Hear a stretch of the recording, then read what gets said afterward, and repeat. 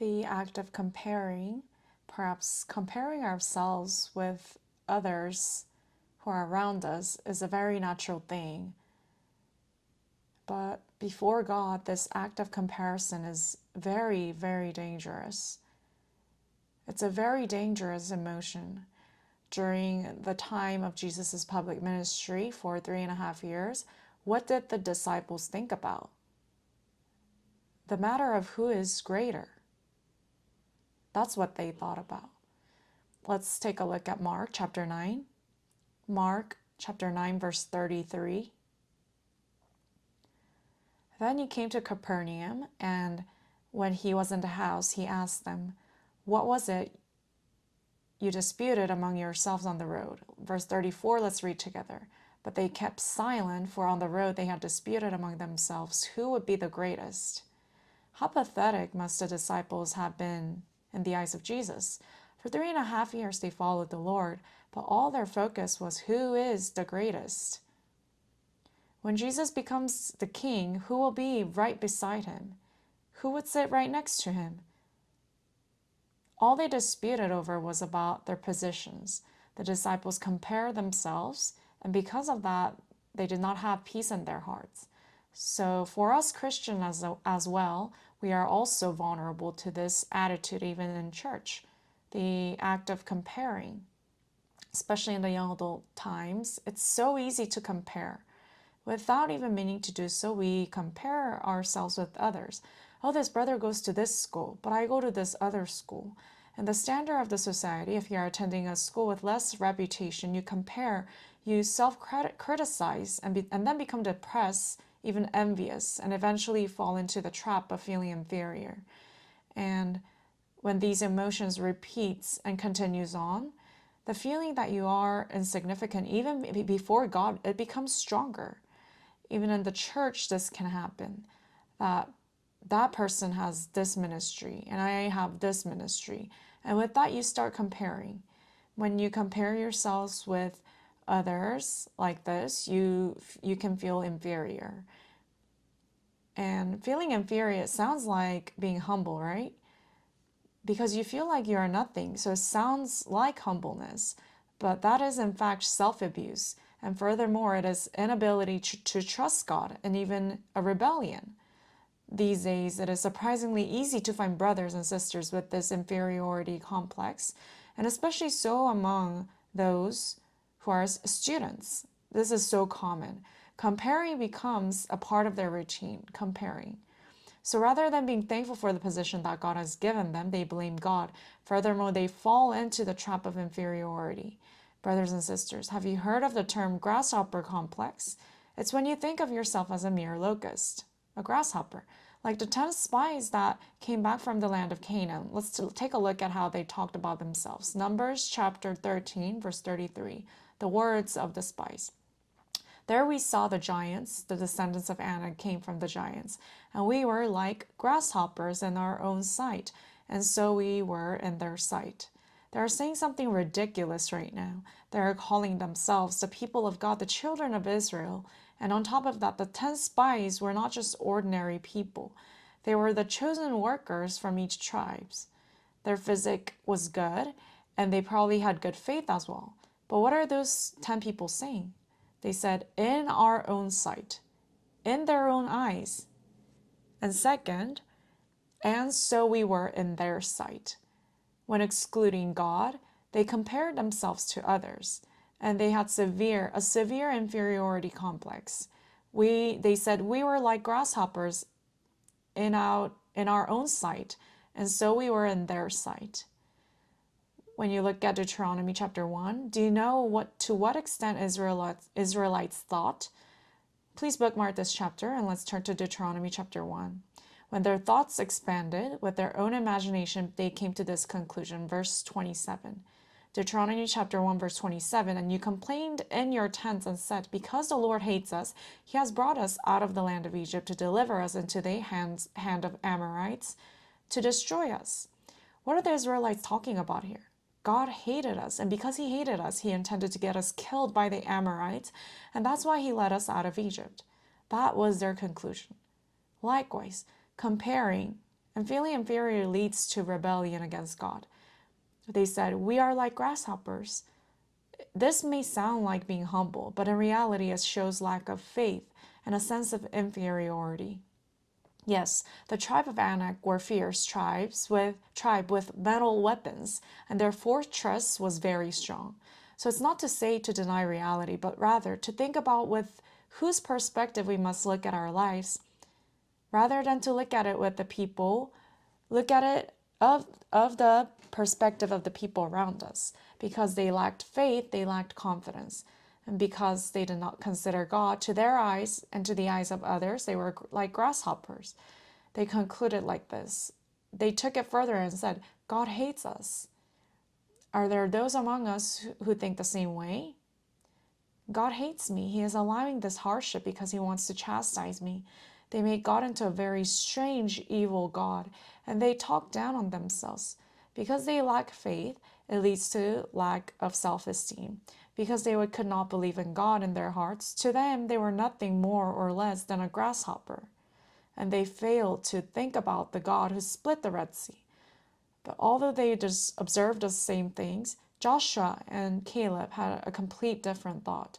Let's go to Numbers chapter 14, verse 9. Let's read it together. Only do not rebel against the Lord, nor fear the people of the land, for they are our bread. Their protection has departed from them, and the Lord is with us. Do not fear them. In the conclusion of Joshua and Caleb, what is the first thing that came out of their mouths? It's the Lord. The word which cannot be found in the words of the spies came out of Joshua and Caleb. They are now including God. Please do not rebel against the Lord. Yes, they are strong, and the fact that they possess metal weapons, that's also true. But who are we? How are we grasshoppers? We are the people of God. We are his firstborns. We are Mahanaim. How come you've forgotten this? They were trying to remind them. I think Joshua and Caleb became enraged after hearing the words of the 10 spies. Their heart was set aflame. So they thought, we are like grasshoppers? What are you talking about?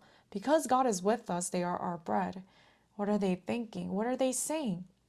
They are referring to their enemies as bread, something lesser than a grasshopper. This is a confession of faith. When we look at ourselves, when we compare ourselves with others, yes, we are grasshoppers. But in the eyes of God, we are his army. We are Mahanaim. Because God is with us, they are our bread. Brothers and sisters, depending on where we set our eyes, our direction of life changes completely.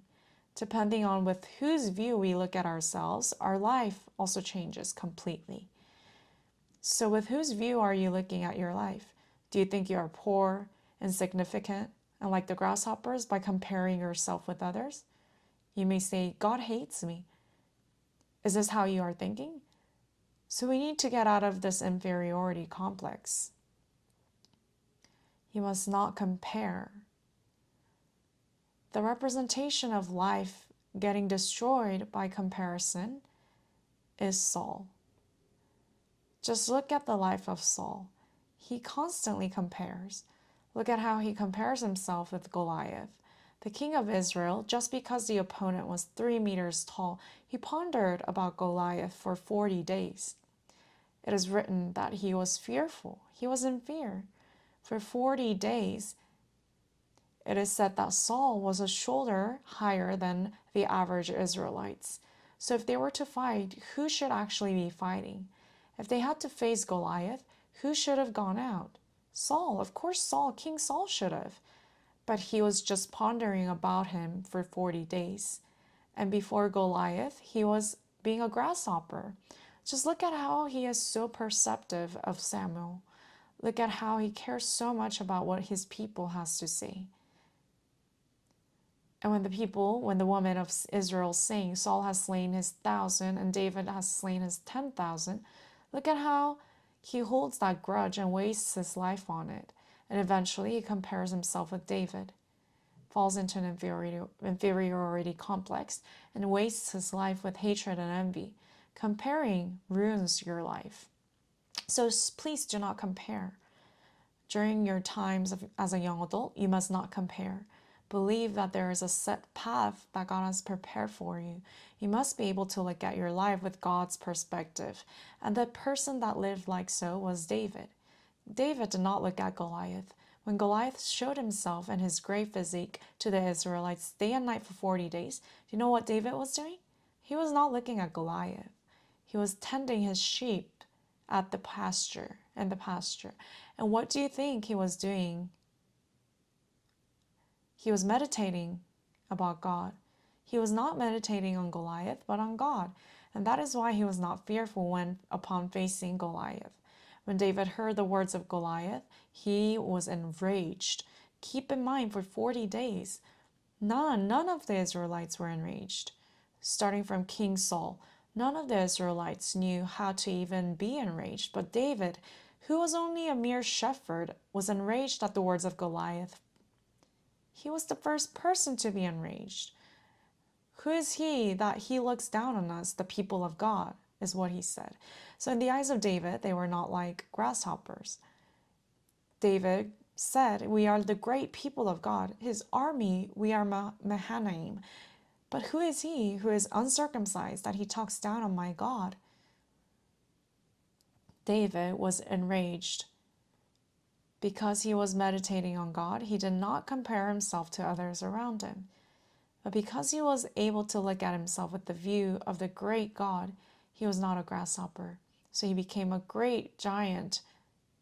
He became a greater giant than Goliath. Depending on whose view you look at your life with, your life completely changes. To David, Israelites were not grasshoppers. They were the army of God. So to David, Goliath was not a giant. Goliath was nothing more or less than a person who blasphemes God. So we have to live like David. David's interest did not lie on other people. David's interest was not in Goliath. His only interest was God. David did not analyze Goliath, but he was analyzing God. He did not meditate on the words of Goliath, but the words of God. So in front of Goliath, David became a giant. During our young adult days, we have to live a life of faith. With whose eyes are you looking at your lives? With whose perspective and view are you looking at your life? Brothers and sisters, with whose view are you looking at yourself? Do not compare yourselves with others. You must not look at your life as how others may see it. There is no need to compare, because how is God looking at you? Do you know how God is viewing you guys who are sitting here? For I shall be glorious in the eyes of the Lord, and my God shall be my strength. For I shall be glorious in the eyes of the Lord. So you must always remember that you are living before God. The one that can judge me is not the people around me. In fact, even I myself cannot judge myself. The only one that can judge me is God. The one that sets our value is God. And that same God loves me the most. And he considers me to be the most glorious being in this world. So in front of this absolute truth, comparing becomes meaningless. So God was never not on our side. God has never ceased to love me, and he never forgets about me. Brethren, do you know this? God never forgot about us. How can a woman forget her baby whom she breastfed? How can a mother forsake her baby born from her womb? Surely they may forget, yet I will not forget you. So God never forgets us. He never has forgotten us, and he never left our side. So God never views us in such ways. Our values are not established through comparing ourselves with others. Our values are determined by God. My value is decided by God. We often compare ourselves with others and fall into self-criticism, inferiority, and become depressed.